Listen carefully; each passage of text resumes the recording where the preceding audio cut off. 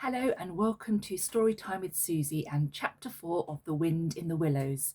Now, as you will remember, yesterday Mole decided to enter the wild wood all by himself and got himself into quite a lot of trouble. But Ratty found him, but then they couldn't find their way home because of the snow. And finally, they ended up at Mr. Badger's front door. And this is where we pick up the story. Chapter 4, Mr. Badger. They waited patiently for what seemed a very long time, stamping in the snow to keep their feet warm. At last, they heard the sound of slow, shuffling footsteps approaching the door from the inside. It seemed, as the Mole remarked to the Rat, like someone walking in carpet slippers that were too large for him and down at heel, which was intelligent of Mole, because that's exactly what it was. There was the noise of a bolt shot back, and the door opened a few inches, enough to show a long snout and a pair of sleepy, blinking eyes.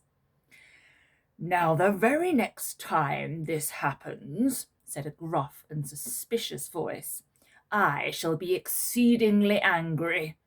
Who is it this time, disturbing people on such a night? Speak up." "Oh, Badger," cried the Rat, "let us in, please. It's me, Rat, and my friend Mole, and we've lost our way in the snow." "Why, Ratty, my dear little man," exclaimed the Badger in quite a different voice, "come along in, both of you, at once. Why, you must be perished. Well, I never! Lost in the snow, and in the wild wood too, and at this time of night? But come in with you." The two animals tumbled over each other in their eagerness to get inside, and heard the door shut behind them with great joy and relief. The Badger, who wore a long dressing gown and whose slippers were indeed very down at heel, carried a flat candlestick in his paw, and had probably been on his way to bed when their summons sounded. He looked kindly down on them and patted their heads. "This is not the sort of night for small animals to be out," he said paternally. "I'm afraid you've been up to some of your pranks again, Ratty. But come along, come into the kitchen. There's a first-rate fire there, and supper and everything." He shuffled on in front of them, carrying the light, and they followed him, nudging each other in an anticipating sort of way, down a long, gloomy and, to tell the truth, decidedly shabby passage, into a sort of central hall, out of which they could dimly see other long tunnel-like passages branching. Passages mysterious and without apparent end. But there were doors in the hall as well, stout, oaken, comfortable-looking doors. One of these the Badger flung open, and at once they found themselves in all the glow and warmth of a large fire-lit kitchen. The kitchen was well-worn red brick, and on the wide hearth burnt a fire of logs, between two attractive chimney corners tucked away in the wall, well out of suspicion of any draught. A couple of high-backed settles, facing each other on either side of the fire, gave further sitting accommodations for the socially disposed. In the middle of the room stood a long table, of plain boards placed on trestles, with benches down each side. At one end of it, where an armchair stood pushed back, were spread the remains of the Badger's plain but ample supper. Rows of spotless plates winked from the shelves of the dresser at the far end of the room, and from the rafters overhead hung hams, bundles of dried herbs, nets of onions, and baskets of eggs. It seemed a place where heroes could fitly feast after victory, where weary harvesters could line up in scores along the table and keep their harvest home with mirth and song, or where 2 or 3 friends of simple taste could sit about as they pleased and eat and smoke and talk in comfort and contentment. The ruddy brick floor smiled up at the smoky ceiling. The oaken settles, shiny with long wear, exchanged cheerful glances with each other. Plates on the dresser grinned at pots on the shelf, and the merry firelight flickered and played over everything without distinction. The kindly badger thrust them down on a settle to toast themselves at the fire, and bade them remove their wet coats and boots. Then he fetched them dressing gowns and slippers, and himself bathed the mole's shin with warm water and mended the cut with sticking plaster, till the whole thing was just as good as new, if not better. In the embracing light and warmth, warm and dry at last, with weary legs propped up in front of them, and a suggestive clink of plates being arranged on the table behind, it seemed to the storm-driven animals, now in safe anchorage, that the cold and trackless wild wood just left outside was miles and miles away, and all that they had suffered in it forgotten in a half-dream. When at last they were thoroughly toasted, the badger summoned them to the table where he had been busy laying a repast. They had felt pretty hungry before, but when they actually saw at last the supper that was spread for them, it really seemed only a question of what they should attack first, where all was so attractive, and whether the other things would obligingly wait for them till they had time to give them attention. Conversation was impossible for a long time, and when it was slowly resumed, it was that regrettable sort of conversation that results from talking with your mouth full. The badger did not mind that sort of thing at all, nor did he take any notice of elbows on the table or everybody speaking at once. As he did not go into society himself, he had got an idea that these things belonged to the things that didn't really matter. We know, of course, that he was wrong, and took too narrow a view, because they do matter very much, and though it would take too long to explain why. He sat in his armchair at the head of the table, and nodded gravely at intervals as the animals told their story, and did not seem surprised or shocked at anything, and he never said, "I told you so," or "just what I always said," or remarked they ought to have done so-and-so, or ought not to have done something else. The mole began to feel very friendly towards him. When supper was really finished at last, and each animal felt that his skin was now as tight as was decently safe, and that by this time he didn't care a hang for anybody or anything, they gathered round the glowing embers of the great wood fire, and thought how jolly it was to be sitting up so late, and so independent, and so full. And after they had chatted for a time about things in general, the badger said heartily, "Now then, tell us the news from your part of the world. How's old Toad going on?" "Oh, from bad to worse," said the rat gravely, while the mole, cocked up on a settle and basking in the firelight, his heels higher than his head, tried to look properly mournful. "Another smash-up only last week, and a bad one. You see, he will insist on driving himself, and is hopelessly incapable. If he'd only employ a decent, steady, well-trained animal, pay him good wages and leave everything to him, he'd get on all right. But no, he's convinced he's a heaven-born driver, and nobody can teach him anything at all, and all the rest follows." "How many has he had?" inquired the badger gloomily. "Smashes or machines?" asked the rat. "Oh, well, after all, it's the same thing with Toad. This is the 7th. As for the others, you know that coach house of his? Well, it's piled up, literally piled to the roof, with fragments of motor cars, none of them bigger than your hat. That accounts for the other 6, so far as they can be accounted for." "He's been in hospital 3 times, put in the mole, "and as for the fines he's had to pay, it's simply awful to think of." "Yes, and that's part of the trouble," continued the rat. "Toad's rich, we all know, but he's not a millionaire, and he's a hopelessly bad driver, and quite regardless of law and order. Killed or ruined, it's going to be one of those 2 things sooner or later. Badger, we're his friends. Oughtn't we to do something?" The badger went through a bit of hard thinking. "Now look here," he said at last, rather severely. "Of course you know I can't do anything now." His two friends assented, quite understanding his point. No animal, according to the rules of animal etiquette, is ever expected to do anything strenuous or heroic or even moderately active during the off-season of winter. All are sleepy, some actually asleep.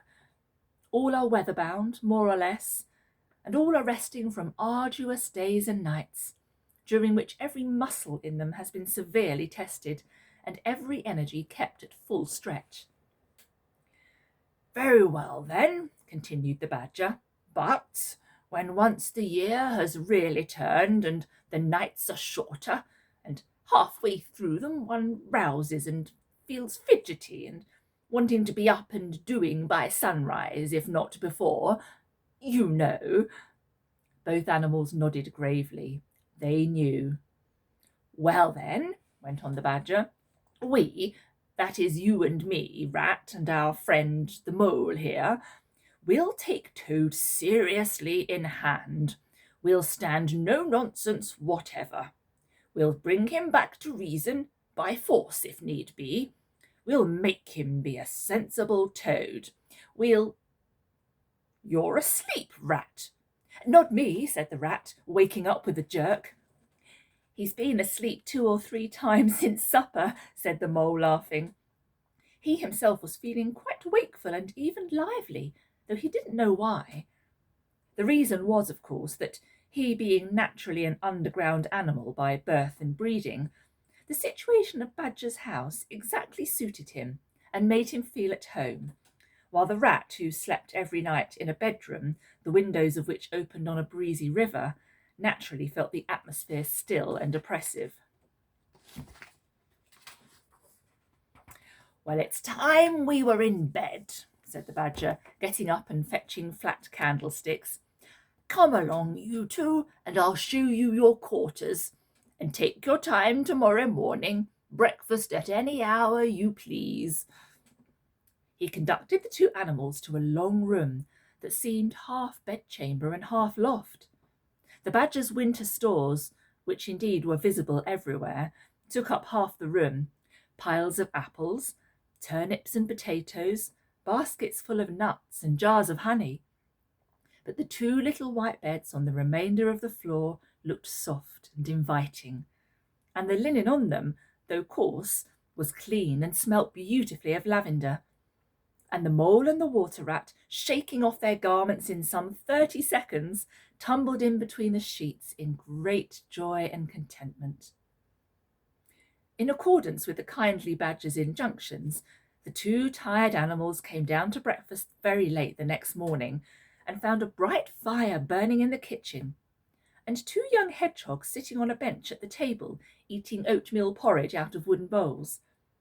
The hedgehogs dropped their spoons, rose to their feet and ducked their heads respectfully as the 2 entered.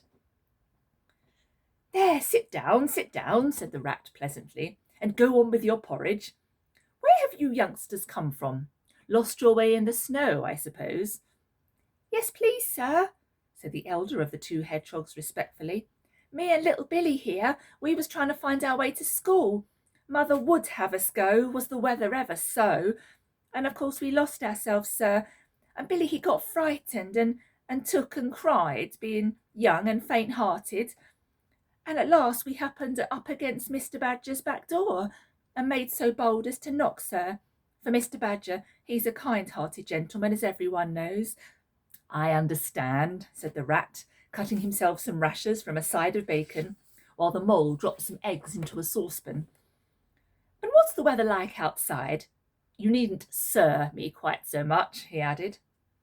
Oh, terrible bad, sir, terrible deep the snow is, said the hedgehog. No getting out for the likes of you gentlemen today. Where's Mr. Badger? Inquired the Mole as he warmed the coffee pot before the fire. The master's gone to his study, sir, replied the hedgehog, and he said as how he was going to be particularly busy this morning, and on no account was he to be disturbed. This explanation, of course, was thoroughly understood by everyone present. The fact is, as already set forth, when you live a life of intense activity for 6 months of the year, and of comparative and actual somnolence for the other 6, During the latter period, you cannot be continually pleading sleepiness when there are people about or things to be done. The excuse gets monotonous. The animals well knew that Badger, having eaten a hearty breakfast, had retired to his study and settled himself in an armchair, with his legs up on another and a red cotton handkerchief over his face, and was being busy in the usual way at this time of year. The front doorbell clanged loudly, and the rat, who was very greasy with buttered toast, sent Billy, the smaller hedgehog, to see who it might be. There was a sound of much stamping in the hall, and presently Billy returned in front of the otter, who threw himself on the rat with an embrace and a shout of affectionate greeting. "Get off!" spluttered the rat with his mouth full. "Thought I should find you here all right," said the otter cheerfully. "They were all in a great state of alarm along River Bank when I arrived this morning. Rat never been home all night, nor Mole either. Something dreadful must have happened, they said, and the snow had covered up all your tracks, of course.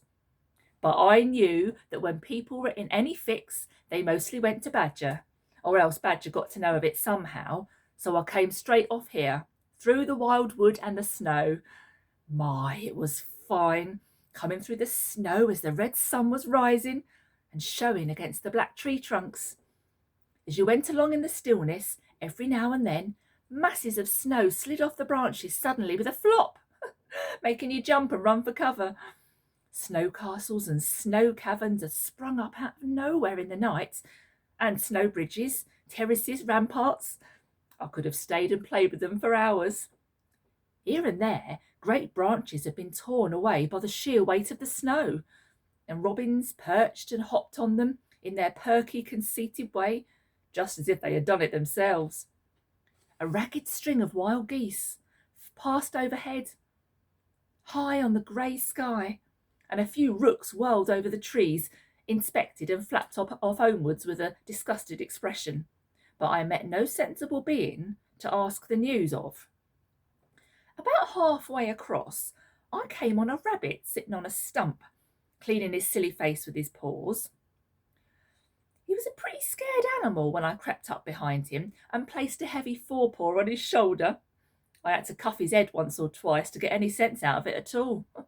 At last, I managed to extract from him that Mole had been seen in the wild wood last night by one of them.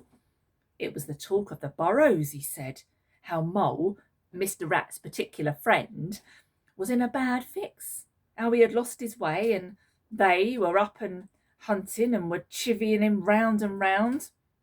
"Then why didn't any of you do anything?" I asked. "You mayn't be blessed with brains, but there are hundreds and hundreds of you big stout fellas, as fat as butter, and your burrows running in all directions. And you could have taken him in and made him safe and comfortable, or tried to at all events." "What, us?" he merely said. "Do something? Us rabbits?" So I cuffed him again and left him. There was nothing else to be done. At any rate, I had learnt something, and if I'd had the luck to meet any of them, I'd have learnt something more, or they would. "Weren't you at all, nervous?" asked the Mole, some of yesterday's terror coming back to him at the mention of the wild wood. "Nervous?" The otter showed a gleaming set of strong white teeth as he laughed. "I'd give 'em nerves if any of them tried anything on with me. Here, Mole, fry me some slices of ham, like the good little chap you are. I'm frightfully hungry, and I've got any amount to say to Ratty here. I haven't seen him for an age." So the good-natured Mole, having cut some slices of ham, set the hedgehogs to fry it, and returned to his own breakfast, while the otter and the rat, their heads together, eagerly talked river shop, which is long shop and talk that is endless, running on like the babbling river itself. A plate of fried ham had just been cleared and sent back for more, when the Badger entered, yawning and rubbing his eyes, and greeted them all in his quiet, simple way, with kind inquiries for every one. "It must be getting on for luncheon time," he remarked to the otter.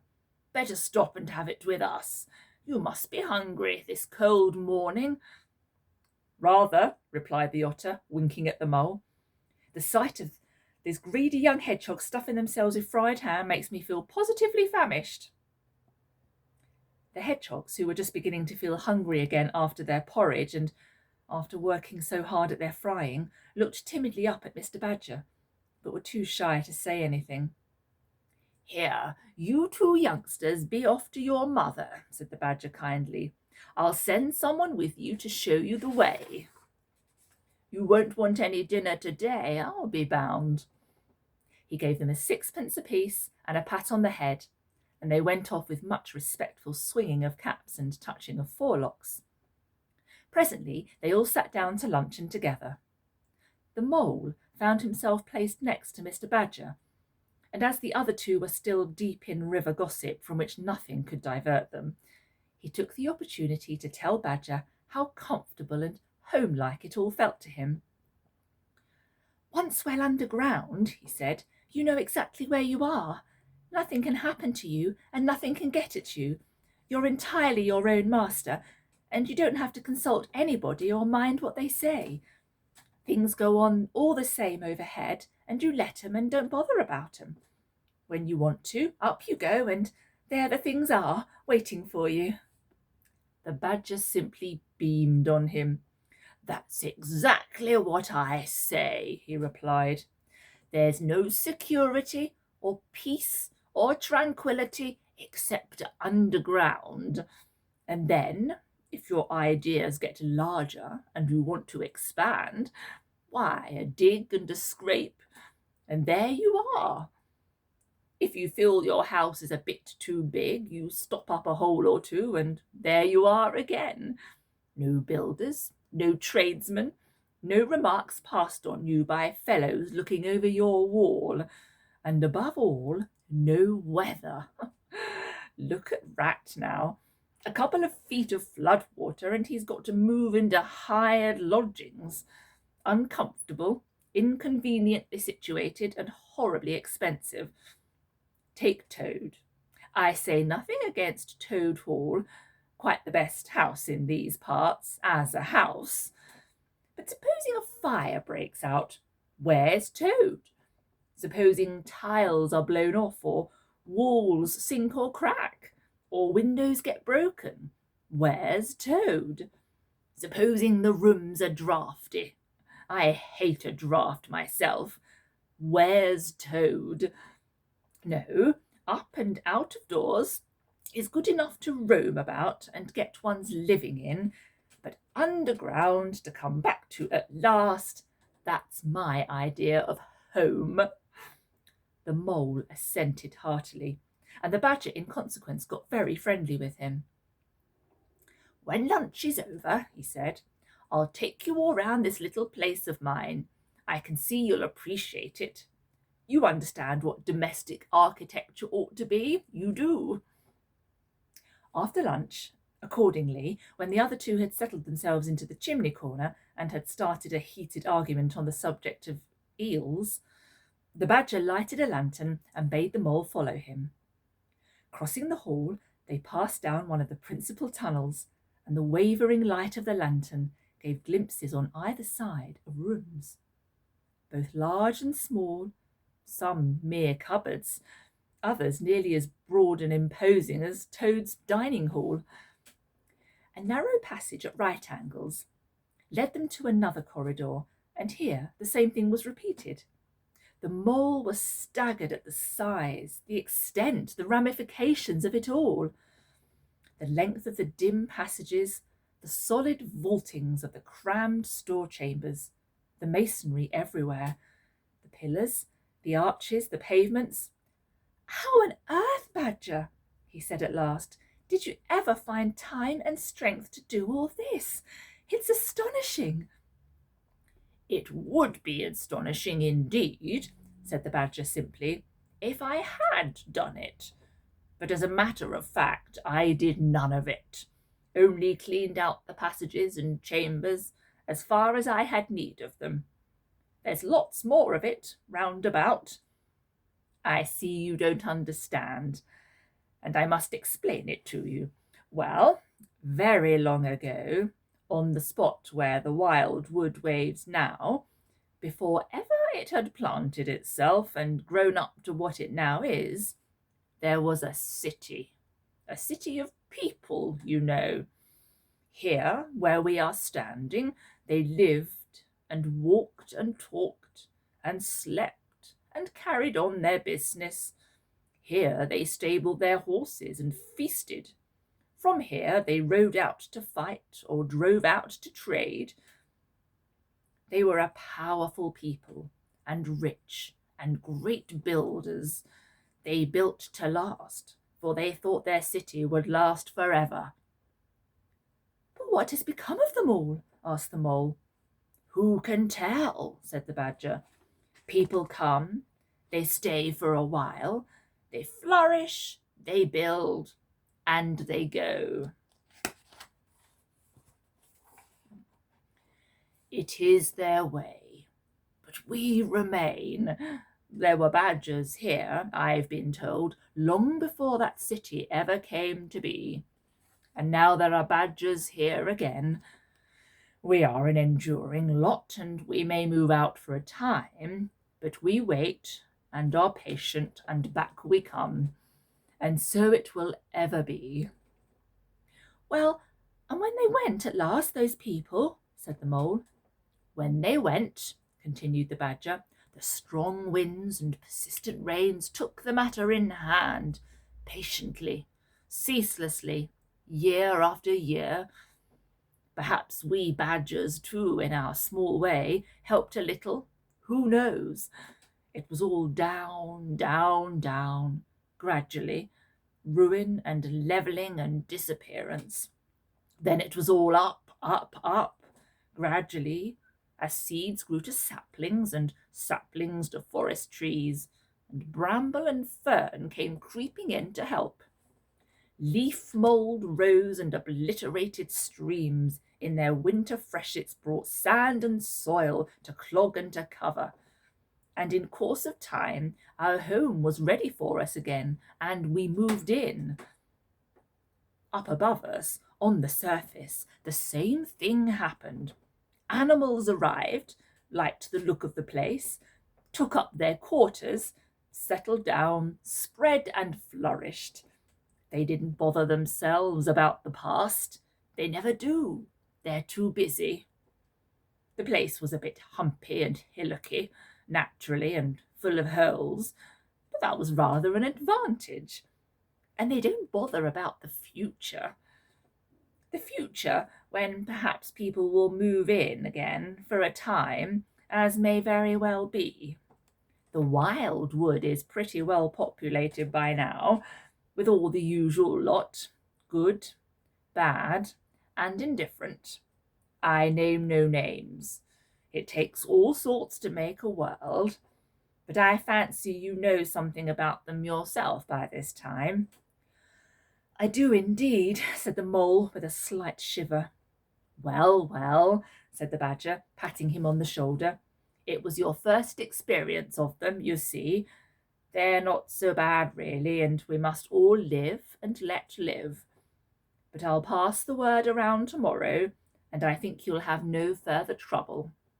Any friend of mine walks where he likes in this country, or I'll know the reason why. When they got back to the kitchen again, they found the rat walking up and down, very restless. The underground atmosphere was oppressing him and getting on his nerves, and he seemed really to be afraid that the river would run away if he wasn't there to look after it. So he had his overcoat on, and his pistols thrust into his belt again. Come along, Mole, he said anxiously as soon as he caught sight of them. We must get off while it's daylight. Don't want to spend another night in the wild wood again. It'll be all right, my fine fellow, said the Otter. I'm coming along with you, and I know every path blindfolded. And if there's a head that needs to be punched, you can confidently rely upon me to punch it. You really needn't fret, Ratty, added the Badger placidly. My passages run further than you think, and I've bolt holes to the edge of the wood in several directions, though I don't care for everyone to know about them. When you really have to go, you shall leave by one of my shortcuts. Meantime, make yourself easy and sit down again. The rat was nevertheless still anxious to be off and attend to his river, So the Badger, taking up his lantern again, led the way along a damp and airless tunnel that wound and dipped, part vaulted, part hewn through solid rock, for a weary distance that seemed to be miles. At last, daylight began to show itself confusedly through tangled growth overhanging the mouth of the passage, and the Badger, bidding them a hasty goodbye, pushed them hurriedly through the opening, made everything look as natural as possible again with creepers, brushwood, and dead leaves, and retreated. They found themselves standing at the very edge of the wild wood. Rocks and brambles and tree roots behind them, confusedly heaped and tangled. In front, a great quiet space of fields, hemmed by lines of hedges black on the snow, and far ahead, a glint of the familiar old river, while the wintry sun hung red and low on the horizon. The otter, as knowing all the paths, took charge of the party, and they trailed out on a beeline for a distant stile. Pausing there for a moment and looking back, they saw the whole mass of the wild wood, dense, menacing, compact, grimly set in vast white surroundings. Simultaneously, they turned and made swiftly for home, for firelight, and the familiar things it played on, for the voice sounding cheerily outside their window, of the river that they knew and trusted in all its moods, that never made them afraid with any amazement. As he hurried along, eagerly anticipating the moment when he would be at home again, among the things he knew and liked, the mole saw clearly that he was an animal of tilled field and hedgerow, linked to the ploughed furrow, the frequented pasture, the lane of evening lingerings, the cultivated garden plot. For others, the asperities, the stubborn endurance, or the clash of actual conflict that went with nature in the rough. He must be wise, must keep to the pleasant places in which his lines were laid, and which held adventure enough in their way to last for a lifetime. And that is the end of the chapter for today, Mr. Badger. So tomorrow, who knows what will happen next? I don't think that is the end of the adventure. So we shall see. And I look forward to seeing you all again tomorrow. Bye for now.